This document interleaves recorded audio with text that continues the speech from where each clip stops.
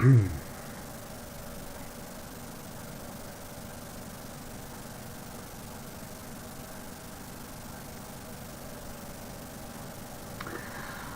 hi.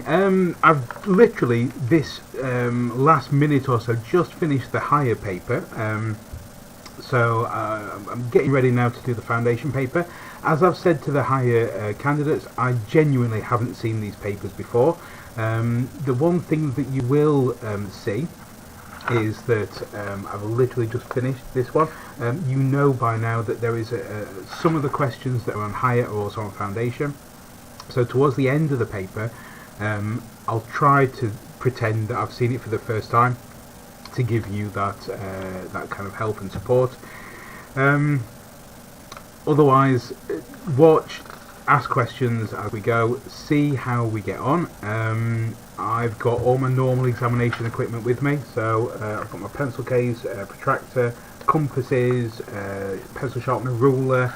I've got a calculator, which is just exactly the same as the one that you would normally have as well. So your calculator, really sharp pencil. So I've deliberately sharpened that beforehand in case I need to do any graphs or any drawings or constructions. Okay, I'm going to make a start. I say, if you feel like you want to comment at any point and ask any questions, feel free to do so. Let's try and keep it as sensible as possible, and hopefully this will be a useful thing for you before your exam on Thursday. Now, this is a paper that I've taken from a particular website. It's from mathsgenie.co.uk. There are worked answers on there, or there are at least solutions on there. The point of the video is for me to go through this as if it were live, so as if I were doing it for the very first time, like you will be doing a paper on Thursday. Genuinely, it's a little bit nerve-wracking. I'm not entirely sure what's going to be in here. Hopefully I can do everything first off, but of course I might make some mistakes, so we'll see. Okay, let's make a start. So first question, as ever, leading us in quite nicely. It's a conversion question. There's no maths that I can do really here other than know that there are 1,000 millilitres in a litre. So we've got 3 litres into millilitres. That will be 3,000 millilitres. Again, the word milli, think about it meaning thousand, I was going to say like millionaire, but that doesn't help at all. That's a million. Just try and remember it, guys. You know, it's one of those things. It's 1,000. Okay, I'm just going to keep going on because I'm waffling. Okay, a list of numbers. Write down the prime number. Lovely. So I'm going to scan through my list until I see the first prime number. Remember, prime numbers are numbers that are only in their own times table and the 1 times table, i.e. they've only got exactly 2 factors. And we've got 19.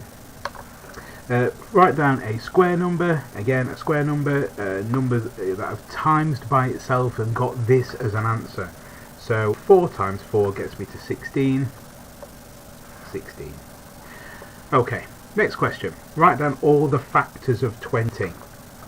I'm going to do my factor tree here. I'm not going to do the prime factorization tree. I'm just going to list them out. And I like to do them in pairs. So I'm going to go 1 and 20. I'm going to go 2 and 10. The next number I would normally choose would be 3, but I know that 3 doesn't go into 20. Again, if you want to double check, you've got your calculator, you've probably got time to check. But I know that 4 does. 4 and 5. I'm then going 6, no. 7, no. 8, no. 9, no. 10, I've already got. So I'm going to write my numbers down.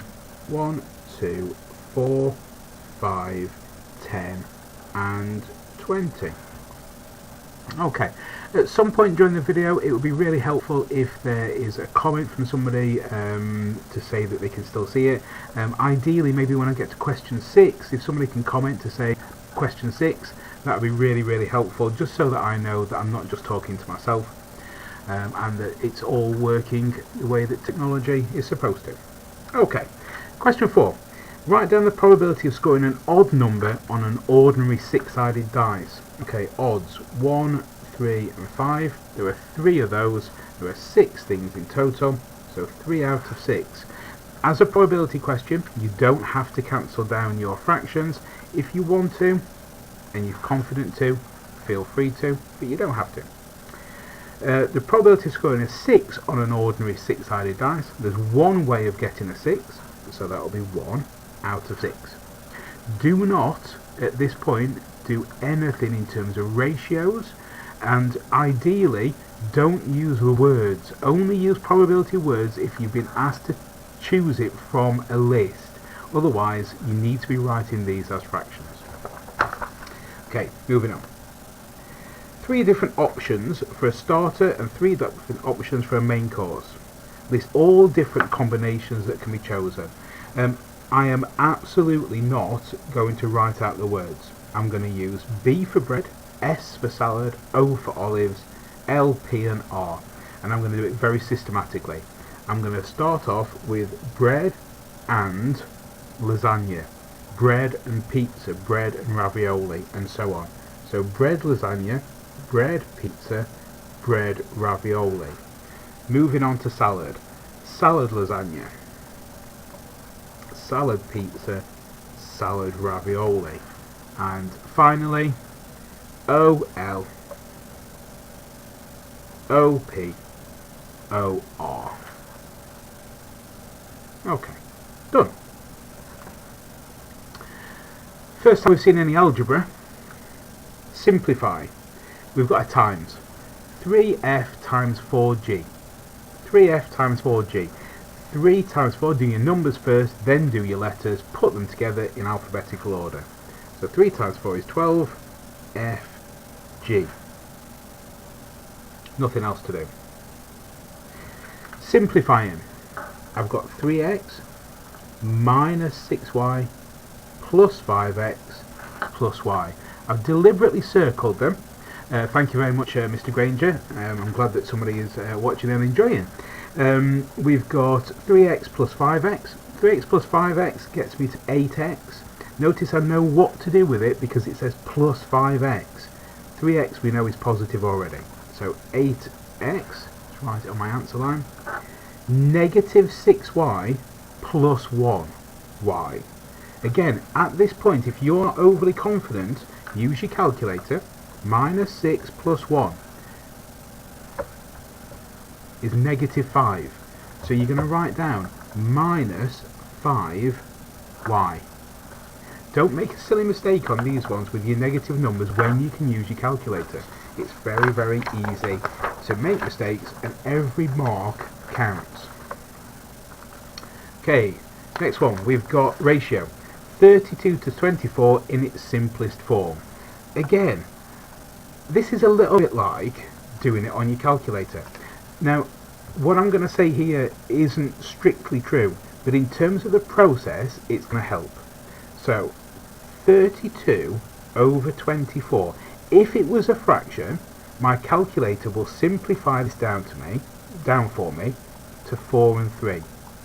I know that 32 to 24 is not the same as 32 over 24, but in terms of cancelling it down, it's exactly the same.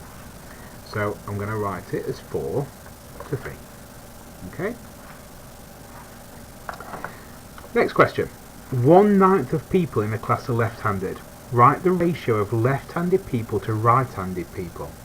1 out of 9. 1, 2, 3, 4, 5, 6. 1, 2, 3, 4, 5, 6, 7. 1, 2, 3, 4, 5, 6, 7, 8, 9. 1 out of 9. Now double check this. 1, 2, 3, 4, 5, 6, 7, 8, 9. 1 out of 9. As a ratio, notice I've got 1 and I've got 8 here. So my ratio is 1 to 8. Now I'll pause there for a second because I was reading the question again. I want the ratio of left to right. Left to right. And I just checked that I was putting my numbers the right way around. Again, very easy to make a mistake. We're in a bit of a difficult situation. I'm seeing these for the first time and I've just done a paper. You'll be doing it for the first time. You'll be in an exam. You'll be stressed. Even though you might feel confident, you're likely to make mistakes and not realise. So just take your time. Next ones, we've got a sequence. I'm looking at my numbers, I'm checking to see what happens between the numbers. They are going down. This goes down in 3, this goes down in 3, and it continues to go down in 3. Find the next term of the sequence. It's the next number. 5 take 3 is 2. The nth term of a different sequence. So straight away, this is something else. I don't need to worry about this now. The nth term of a different sequence is 10n squared plus 5. Work out the 5th term. Whenever we see this, we just need to change the n to the number of the term it is. So I'm doing 10 times 5 squared. This is like 10 lots of n squared. And I'm adding on another 5. My calculator's pretty good at doing things in order in terms of bod mass, bid mass. If you wanted to do it and break it up, feel free to do so. You've got 10 times 25 plus 5, 250 plus 5. We should get 255. I'm just going to check on my calculator. 10 times 5 squared plus 5, 255.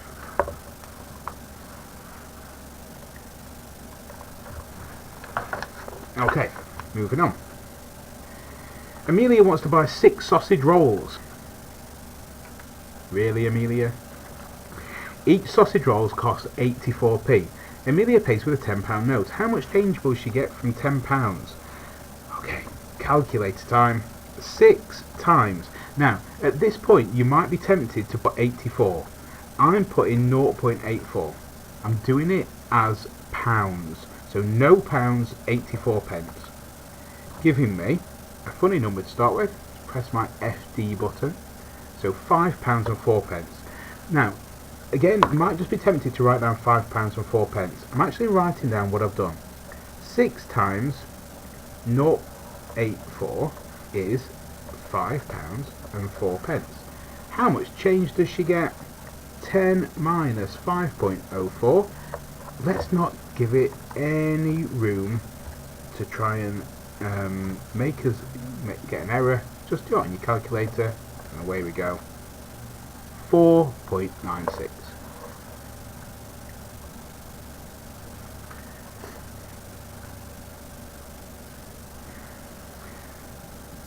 Okay, just having a quick look through the comments. Yeah, bread and lasagna. I'm thinking salad and lasagna, in fairness, Rosie, but yeah, maybe. Okay, when in the shop, Amelia finds out that the price of the sausage rolls has been increased. Oh, how does this affect the amount of change she will get? Well, she's going to be disappointed for a start off, but that doesn't affect the amount of change. If they go up, the amount of change that she get will be reduced. It will be reduced. Go down. Be less. Any of these things are absolutely fine. Question 10. Ian's going to make some cakes. It's quite food based, this paper, isn't it? And lots of food things in here so far. Ian's going to make some cakes. He has worked out her needs. Maybe he needs 16 eggs, 675 grams of sugar and 390 grams of flour. Ian can buy packs of 6 eggs for £1.45, 500 grams of bags of sugar for this, and 500 grams of flour for that. How much does Ian need to spend? Okay, so we need to work out exactly what's going on. Packs of 6 eggs, you need 16. They only come in 6s. So we need 6, 12, 18. We're going to need 3 packs of eggs. So 3 times 1.45. So I'm just making a note of what I'm doing at each time. Sugar. He needs 675, so he needs 2 bags of sugar. 2 times 0.59. Again, I'm dealing in pounds, trying not to mix up my pounds and my pence. And then flour. He needs 390 grams. He only needs 1 bag of flour. 1 times 0.95. Let's work these out, add them all up, and we'll get a total. I'm writing down the calculations that I'm doing so that if I do make an error, I still get awarded the process marks and the method marks from the examiner. If I'm just writing numbers down and the numbers don't mean anything, then I'm not going to get those process marks, and every mark is absolutely critical. So finally, I'm just going to add these things up. Again, I'm doing it on my calculator because it's a calculator paper. And we get £6.48. Okay, just checking, work out how much he needs to spend his ingredients, £6.48. Happy days. Next one. Abby buys a sofa for £540. She pays a deposit of 15% and the rest of the money in monthly payments of £17. How many monthly payments will Abby need to pay? Okay, now a deposit, this 15% deposit means that 15% of this amount is going to be paid initially. So that's the first payment of it. So the first thing we need to do is to work out that 15%. Now, we're in, again, calculator situation, so use your multiplier. Don't try and work out 10% or 5% and add them together. Do it nice and quickly in one go. Works out to be £81. So she's paying £81 as her initial payment. Okay. So 540 minus 81 will tell you how much she's got left to do. 540 minus 81 is 459 left to pay. She's doing it in monthly payments of 17, so 459, and we'll divide it by 17. Gives me 27. She needs to pay how many monthly payments? 27 monthly payments. Again, once I get an answer, I'll always check back at the question just to make sure that I'm answering the question that it says. Okay, keep going. Okay, pie chart question. First thing I'm going to do is make sure I've got my protractor ready, I've got my pencil. I did, and you do too, in your examination packs that you picked up last time, that look like this, there is a pencil sharpener inside. If your pencil isn't sharp, do it in the exam. Okay, so don't worry about making a tiny bit of mess on the side of the paper. Your pencil needs to be sharp. Your marks matter more than a tiny bit of pencil on the floor. Now, the cleaners are probably not going to be overly impressed with me saying that, but I'm more interested in you getting maximum marks. They only give you 1 degree to play with here, so there's like an overlay that the examiners use. If you're more than 1 degree out, then you're going to be struggling. Now, sharp pencil is going to help. Okay, let's get all that stuff out of the way and work out what angles we need. Okay, it doesn't tell us in the question how many of these things there are, so your first job is to add up how many this is. So 30 plus 12 plus 20 plus 10 is 72. I want to turn 72 into 360 degrees. So if I do 360 divided by 72, I can work out that I need to multiply by 5. So each of these is multiplied by 5, and in fact you can see that that's happened here already, times 5. So I'm going to times each of these by 5, and I'm going to draw them in. So let's do a line first from the centre. Doesn't really matter where it goes, as long as it goes to the edge. And then I'm going to measure 150 degrees. So I'm going to take my time here and try and get absolutely perfect, because this will be the last time, hopefully, that I'm ever drawing a pie chart by hand. You want to make sure that you've got full marks. So there we go, straight through my dot. This is 150 degrees, so I'm marking it on, and it represents football. So I'll label it. I like to label it as I go, and then I don't end up mixing up I'm mixing up the categories. Next one is 60 degrees. I'm turning my paper around. It's absolutely fine to do that. So I've got 60 degrees here. 0 round to 60. Put a dot. Move my protractor out of the way. Pencil. Pencil. Just make sure my ruler's lined up nicely. Now out to the edge. This one was 60 degrees and this represented hockey. The last one's 100 degrees. I say the last one, I should only have to draw one more line at this point now, because the final one should be right, although I will measure it just to make sure. So round to 100, put myself a dot, into the centre, so 100 degrees, and this represents netball. And finally the last one's rugby. Again, this should be 50 degrees. I haven't actually drawn this one, so I'm going to measure it, and it's perfect, absolutely perfect. I can be guaranteed 4 marks. Lovely, let's move on.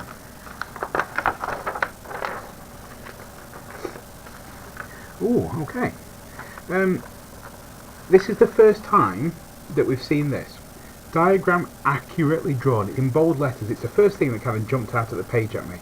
If it's accurately drawn, that means I can measure, depending on what it is that I'm being asked to do, but I can definitely use my ruler, I can definitely use my protractor. Only when it says that they're accurately drawn can we do this. First thing, work out the real distance between Littleford and Bartown. So, measure, and I'm doing this to the nearest millimetre, 7.2 centimetres or 72 millimetres. 7.2 centimetres. There is a scale. It says that 1 centimetre represents 5 kilometres, so use your calculator. 7.2 times 5 will be 36. And again, I'm writing it down. In fact, I'm still writing in pencil because I got my pencil out, which shouldn't matter. 36 kilometres. Okay. Next, the bearing. The bearing of Bartown from Littleford. From Littleford. This is the key word here. From. That's where you're going to put your protractor. We remember that bearings start at north, we measure clockwise, and we write it as 3 digits. So, getting this lined up, it's 100 and... I make it 109, so 109 degrees. Now, please don't think that what you'll do here is measure it and think, oh, it's nearly 110, I'll put 110. If you've measured it and it's 109, put 109, be trusting yourself. Right, next one, question 14. Circular field has a diameter of 32 metres. Diameter of 32 metres. I'm going to, before I read anything else, I'm just going to mark that on. 32 metres, one side to the other. Farmer wants to buy enough grass seed to cover the field. So it's an area question. 1 box of seed covers 66 metres squared. How many boxes of grass seed does the farmer need to buy? So we need to work out the area. Okay, so area is pi r squared. Pi times your radius squared. Now we've been given the diameter. The radius is half of that. So pi times 16 squared. At this point I'm going to do this on my calculator. So pi, your pi button, I'm sure you know already, but it's down here, it's blue, so you need to press shift first, then your pi button. So pi times 16 squared gives me an answer of 804.24. 804.24. I'm going to write down the whole thing, and then 1 box of grass seed covers 66. I'm going to leave that answer in my calculator and divide by 66, giving me 12 and a bit. Now that bit is important. That means he's going to need that extra box. So that's 12.184 55715 when I've divided 804.2477193 divided by 66. I've got this, which means I need 13 boxes.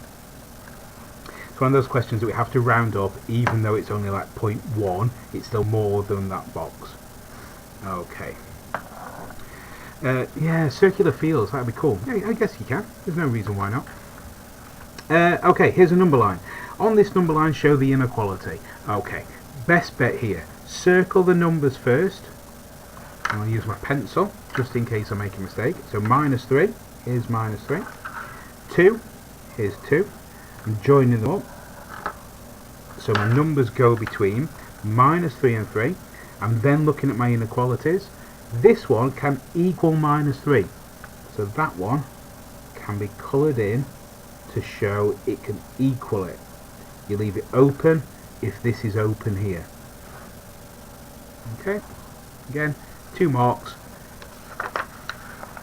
Nice, straightforward one. Some of these 2 markers are going to be quite quick. Some are going to take a lot longer to do. Okay, next one. Just having a quick look through. An artist is making orange paint by mixing red paint, which is shown on this x-axis, and yellow paint that's shown on the y-axis in a ratio of 8 to 11.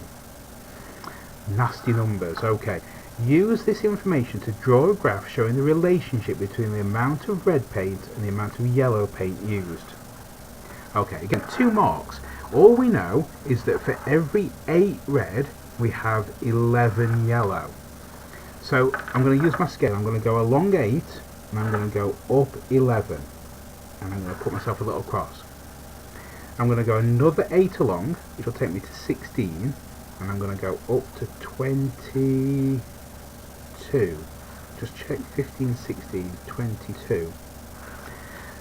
And I could do a third one, and maybe I will. That will go up to 24 and 33. 24, 33. I was going to say 2 should be enough. It might just be better to have 3, just for the accuracy. Again. And there's my graph. Use this information to draw a graph showing the relationship between red and yellow paint. Okay, well, that seems perfectly reasonable. The artist decides to use 40 millilitres of yellow paint. Use your graph to work out how much red paint he should use. So yellow, and then go across from 40, so we'll touch a graph and then we'll read down. Okay, now you might not necessarily want to do this in an exam. You might think, oh, I can see it already. Don't chance it. You might end up doing a mistake. You might read off incorrectly, and again you might pick up the process mark for seeing that rather than just writing down the answer. So 30. And again, I'm just checking. Use your graph to work out which red paint you should use, and this we're reading off the red paint axes. So 30. Okay.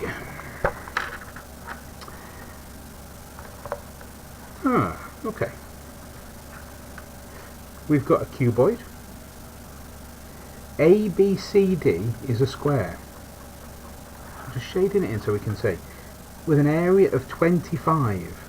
Now, I know that if it's a square of 25, then each of these sides must be 5, because 5 squared is 25. We could have square rooted it. It doesn't make any difference. You get the same answer. So the square root of 25 gives you 5.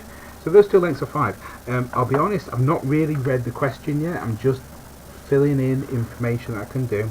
C to G is 12. Find the volume.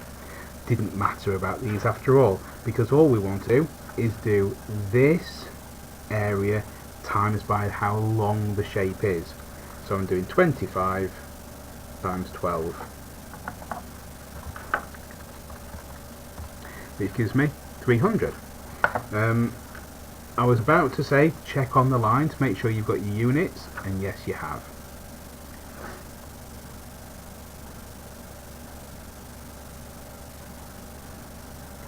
Okay, just reading some of the comments.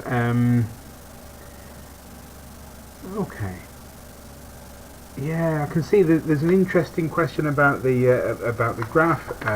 and doesn't matter if you've got no red. This is just a relationship. We're just making, at this point, if you've got no red paint, you'd need some yellow paint. I guess it shouldn't maybe technically touch there, but I'm going to leave it. It's not going to make any difference at this point, but good point. Right, question 18. A number x is rounded to 2 decimal places. The result is 1.54. Write down the error interval. Now this is an upper and lower bounds. So if it's been rounded to 2 decimal places, it could have been bigger than this. And the biggest it could have gone up to, 1.545. As soon as we get to this value, we would have rounded up. So it has to be absolutely less than this.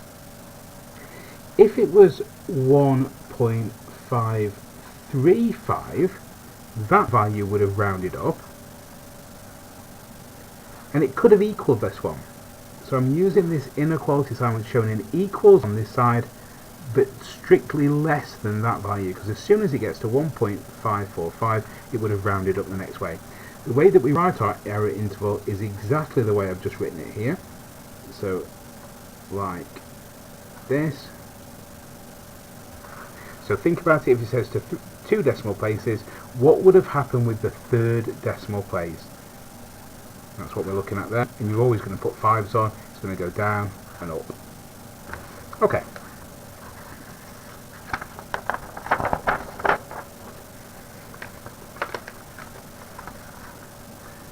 Okay, question 19. Andy and Bruce share some sweets in a ratio of 9:4. Andy gets A, Bruce gets B. Carla and David share the same amount of sweets as Andy and Bruce. The same amount of sweets as Andy and Bruce. They share their sweets in a ratio of 5:2. Carla gets C, David gets D. I feel like we've moved on to question 19 quite quickly. I'm just checking. I've not missed any. Nope, we're okay. Right. Get back into this ratio question then. Ratio questions toward the end of foundation tend to be difficult. So what I'm going to do here is talk about some strategies that you've got. We've got 9:4. 9:4 means that there were 13 parts. 5:2 means there were 7 parts. Now, sometimes a bar model can be really helpful at this point. My alternative way, if a bar model is not going to help, I try to scale things up until we get to the same values. Now, if I've got 13 and 7, 13 parts and 7 parts, what I really want to be doing is having 13 lots of this and 7 lots of this, so that I end up with, well, let's see what 13 times 7 is. 13 times 7, 91. So I end up with 91 here and here. So I'm sort of using like a lowest common multiple in effect. So the first thing I'm going to do is 5:2, and I'm going to times that by 13. In fact, no, I'm not going to do that. I'm going to do Andy and Bruce first, otherwise I'm going to get mixed up with my numbers. 9:4, and I'm going to times them both by 13. I'm going to do 5:2, and I'm going to times them both by 7. So 9, no, the wrong way around. So that's times by 7 and times by 13. What I need to do is this times that, this times that. Okay. 9 times 7 is 63. 4 times 7 is 28. So this is my A to B. Next I've got 5 lots of 13, which is 65, and I've got 2 lots of 13, which is 26, and that's my C to D. Now these two numbers here should add up to the same as these two numbers here, and again we can do a quick check. 63 plus 28 is 91, 65 plus 26 is 91. They're sharing the same amount of sweets, so the ratio is 63 to 28 to 65 to 26. There's a good chance that if you got that answer in your exam, you would be thinking you'd done it wrong, because the numbers look unfamiliar. don't worry, stick with what you think you've done. Don't go crossing things out wildly unless you are absolutely sure you've done it wrong. Okay, next one, standard form. Excuse me. Standard form with a calculator is so much easier. The number is 9870000. I'm going to press equals, and then we've got a button on our calculator, eng, which turns it into engineering mode. 9.87 times 10 to the power of 6. That's going to be one of the easiest 1 marks that you can get. Next one. Again, something here. We can do it on our calculator. 9.2 times 10 to the power of 6 divided by 3.4 times 10 to the power of 8 equals, gives me a fraction first, press it again, I've got a number. It wants it to 3 significant figures, so my first job is to round this to 3 significant figures. 0.0270588, rounding it to 3 significant figures. I'm ignoring my first zeros, and then we go 1, 2, 3. So I'm rounding it to 0.0271. Next I've got to give it in standard form. So my decimal place would be moving 2 places here. So 2.71 times 10 to the minus 2. Okay, moving on. Charlie invests £5,600 for 4 years in a savings account. She gets 2% per annum compound interest. How much does Charlie have at the end of the 4 years? Again, this is a multiplier question. So we're starting out with this amount. We get our 100% at the end, plus another 2%. So this is where your 2% has come from, to the power of 4, which again are your years. Type it on our calculator and get an answer. 5600 times 1.02 to the power of 4. Not a very nice answer. I'm going to write down the whole thing and then I'm going to consider what this is actually telling me. So 6061.620096. This is all about money. This is about money in a savings account. So we want 2 decimal places. We're not going to round this up. We're just going to round it here to be our final answer of 6061.62.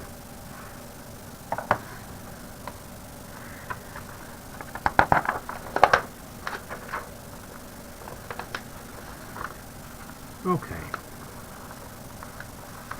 Next one, we've got in London potatoes cost 45 pence per pound, pound of weight.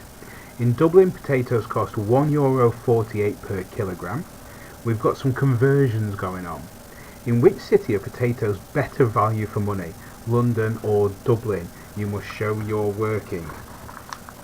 I'm going to refrain from making any jokes about Irish and potatoes because that's not okay. So let's have a think about the best way to do it. We're going to do 0.45 and we're going to turn this into, in fact no, I'm going to turn my euros into pounds. So I'm going to turn this into pounds and then I'm going to turn my euros into British pounds. I think that's probably the best way. So 1.48, and I'm going to divide it by 2.2. So let's do that bit first. 1.48 divided by 2.2 is 0.67272, and that just recurs. And this is euros per pound. I need to convert this now into British pounds. So we need to do, I'm just having a quick look in here. Yeah, there's some questions about doing one of these for paper 3. To be honest, I'm not going to do a separate one for paper 3. There isn't actually enough time. What we will do though is I will send out emails to students with that information on. So as soon as I get a best guess for paper 3, I'll email that out. I just won't be doing a live video. I just don't think I'm going to get time to be able to do it, unfortunately. Okay. So where were we? Yeah, we were here. So 0.67272, and we're going to convert that into pounds sterling. So dividing by 1.15, so 0.67272 divided by 1.15 gives me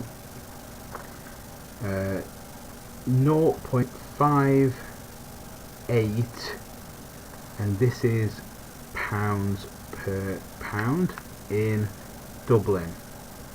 So 58 pence a pound in Dublin as opposed to 45 pence per pound in London. Let's make sure we answer the question. The question says in which city. London is cheaper by 13 pence per pound. Okay. Moving through, we've got an algebra question. So we've got x to the power of 6, I'm just going to write it out again, divided by x to the power of something equals x to the power of 8. Now when we're dividing, we end up taking our powers, so 6 minus a equals 8.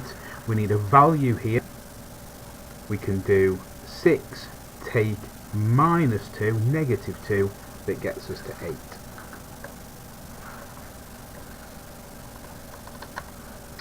Simplifying, I've got 2m squared all to the power of 4, which means I need to do 2 to the power of 4 and m squared to the power of 4. 2 to the power of 4 I'm going to do on my calculator. 2 to the power of 4 is 16. And m squared to the power of 4, we times these two. So when they're in brackets like this, these powers become times. M to the 8. Okay, we must be very close to the end now. Let's have a quick look. 29. Oh no, we've got lots more to go. Okay, a football team sells home shirts and away shirts. The ratio of home shirts to away shirts sold is 5 to 1. Again, I'm just going to write down that that is 6 parts. The ratio of adult shirts to children's shirts sold is 3 to 2. 5 parts. What proportion of the shirts sold are children's home shirts?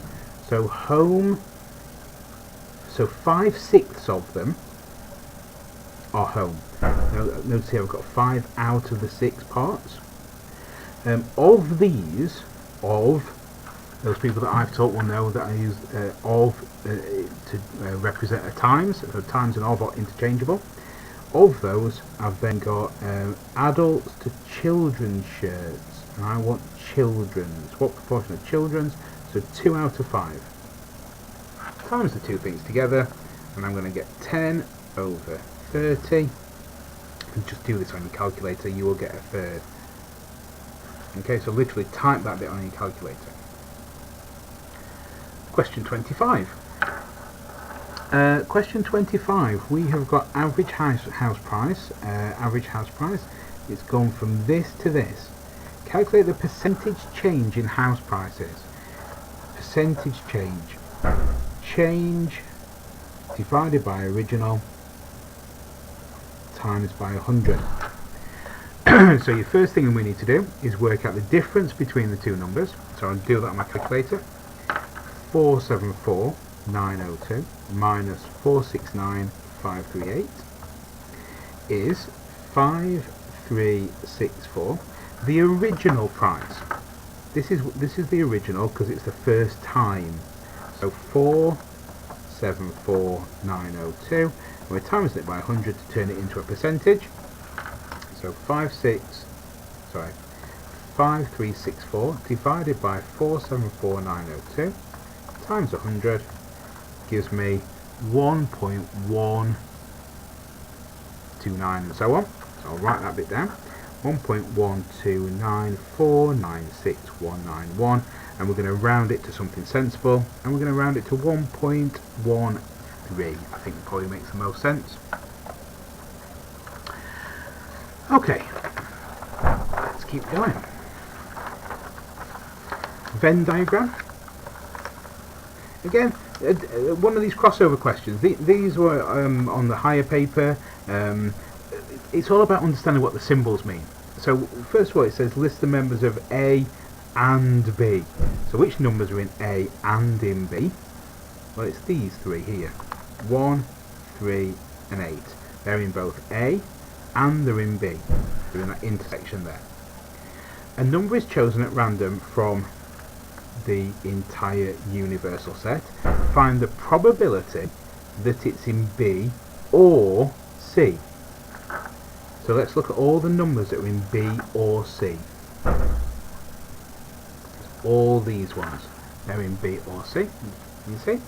So I've got 1, 2, and I'm just going to cross them out as I go. 1, 2, 3, 4, 5, 6, 7, 8, 9, 10 out of 12. I've got 2 more here. I'm just checking there's none around the outside. So 10 out of 12. Again, you can use your calculator to cancel it down if you want, but the probability is 5, 6, or 10 out of 12. Okay. Next one is a density question. It's all about liquid. I'm just going to take a little drink at this point.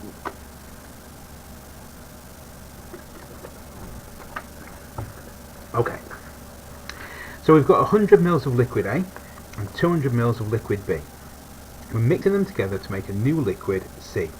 Liquid A has got a density of 0.8 grams per milliliter. Liquid B has got a density of something. Work out the density of liquid C. So the first thing I'm going to do, density, mass, volume. There's my density, mass, volume triangle. This is going to really help me to be able to work out what's going on in the question. Liquid A, liquid B, and liquid C. Can I just check that things are still working okay? I've got a circle spinning around on my left hand side and I've not seen any messages for a little while, so please let me know if you can still hear me, see me. Thank you. So liquid A, we've got 100 milliliters, that's volume, and we've got a density. Let's work out its mass. So mass of liquid A is 100 times 0.8, which is 80 grams. Liquid B. Okay, fantastic. Thank you very much, Rosie. Liquid B. Yeah, question 27. Yeah, absolutely. Right, Nathan. Yeah, okay. Fab. Thanks, guys.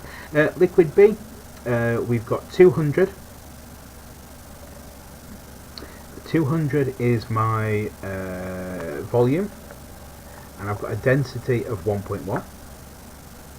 So times these two together, 200 times 1.1 is 220 grams.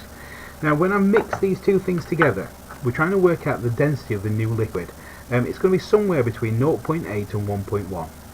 If I add together the masses, you can see I've got 300 grams as a mass, and the amount of volume that I've got is the 100 milliliters plus the 200 milliliters. So I've got 300 milliliters in volume. I'm working out density, so I'm doing mass divided by volume, 300 divided by 300. Do it on your calculator if you need to, but you're going to get an answer of 1.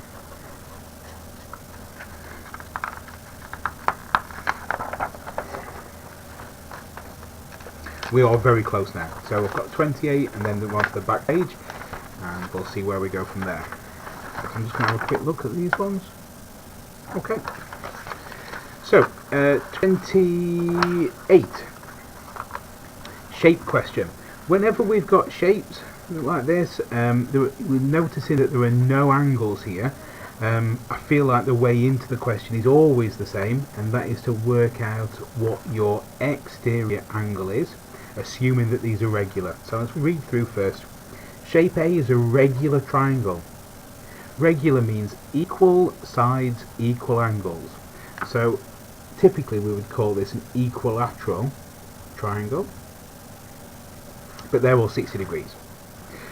This is a regular octagon. I don't know the inside angles of a regular octagon, and nor should I remember it, nor should you.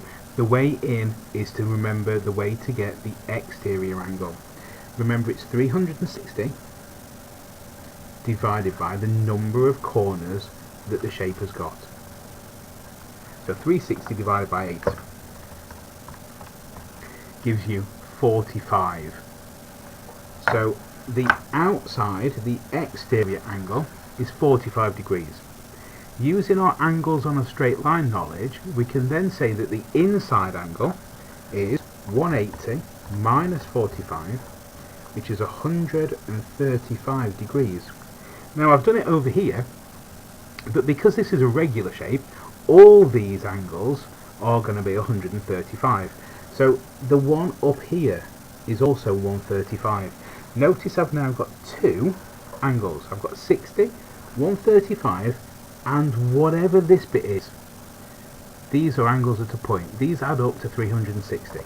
So 360, take 60, take 135, gives me 165.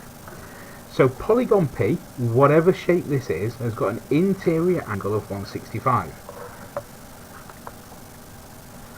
What I'm going to do next is I'm going to do the same maths that I did here, using my exterior angle knowledge. So if my interior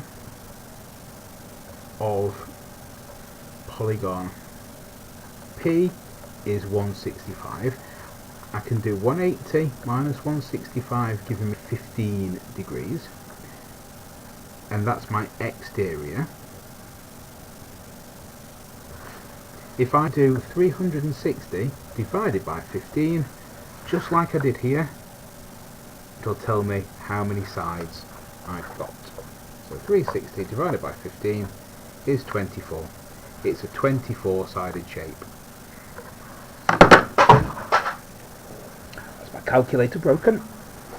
I think at that point in the exam, when you drop the calculator on the floor, everyone looks around and you just want to the world to open up. I think we're nearly there, guys. It's been a long paper, but let's keep going.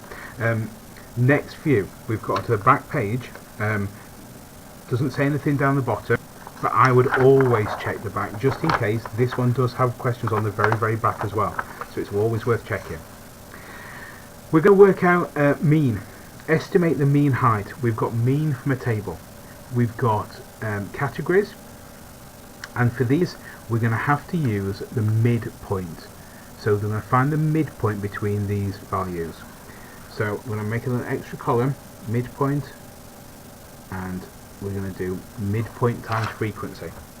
Your midpoint is 145, 155, 165, 175, and they've been a little bit naughty here. It goes from 180 to 200, so this one is 190. Now I'm just going to show you, if you're not sure how to work out the midpoint, if on this this first one you didn't realise it was 145, you can add the two numbers up, 140 plus 150, and divide it by 2. Basically what you're doing there is you're finding the average between the two values, and that'll give you your midpoint. Okay, next step then, I've got my midpoint, and I'm going to do 7 lots of this, and 10 lots of that, and so on. And that's my midpoint times my frequency box here. So 7 times 145,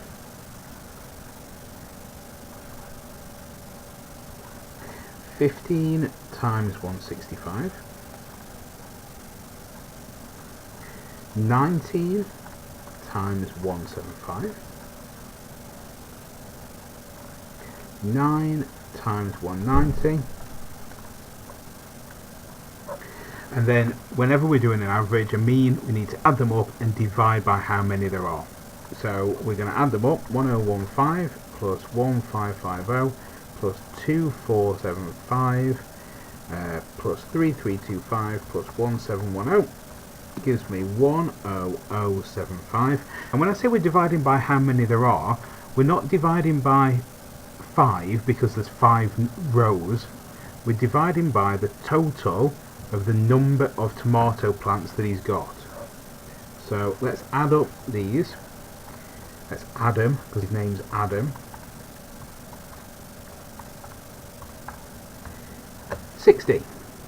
So my mean is 10075 divided by 60, and hopefully my answer is going to be somewhere between 140 and 200. If it's not, then I've done something wrong somewhere, because I can't have an average that's outside of the range of the numbers that I started with.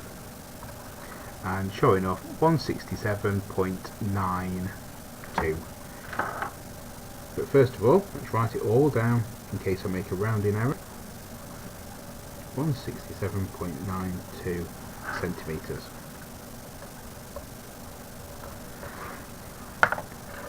Okay, moving on to the back page. Last two questions. We've got a right angle triangle. The length AC is 40% of the length of BC. Find the size of the angle. Give your answer to 1 decimal place. Now this is really interesting because we don't actually know how long they are. So my advice here is we're going to do some SOHCAHTOA type trigonometry. Okay, we're told something about AC and we're told something about BC. We're just not told what the numbers are. So let's make up some numbers and let's make it easy for ourselves. Let's call that 100 and let's call that 40. This is 40% of that. Now you can use any numbers as long as that's 40%, but why make your life difficult? Just stick with it.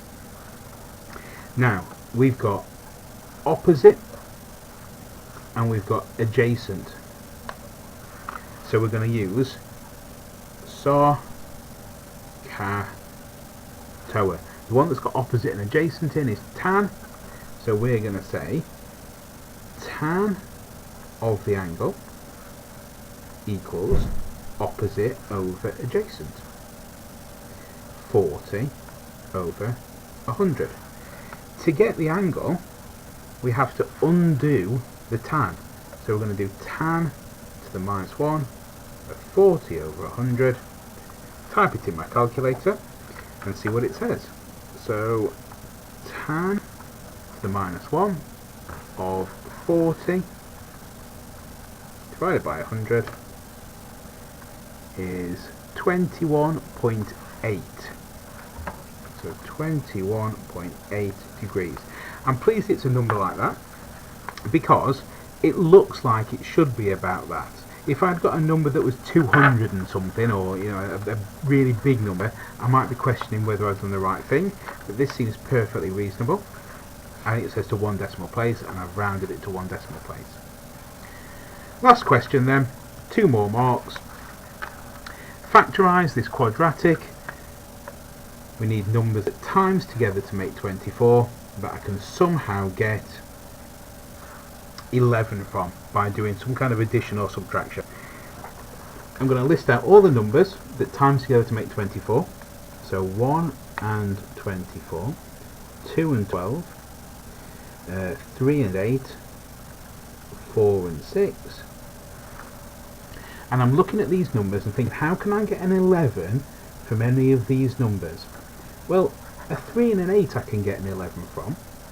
So in my brackets under here, I'm going to go x with space 3, x space 8, because I know that these two numbers, when I do something with them, I can get an 11. Now I actually want negative 11. How can I get negative 11 from 3 and 8? Well, I'd have to have minus 3 and minus 8, or negative 3 and negative 8. And they are, in fact, my factors. X minus 3, x minus 8. And that's it, we're done. Okay, yeah, hopefully we've also passed. So I can just read in some of the comments on here now. I genuinely hope that this has been useful. I don't know if there's a way to leave any comments afterwards. If you think it has been a useful activity, I'd love to do something like this again. I don't think I'm going to be in a position to be able to do it before paper 3, but I might be able to. If enough people comment and say that it's really, really useful, then maybe I'll do one the night before the paper 3 exam as well, if I can get stuff together in time. Okay, good luck everybody on Thursday, and I'll be calling you in, and fingers crossed for you all that you get a really nice paper. Remember, just because we've done topics here doesn't mean that these ones are going to come up, but this is a good starting point. Okay, that's it. Pen drop. Walton out.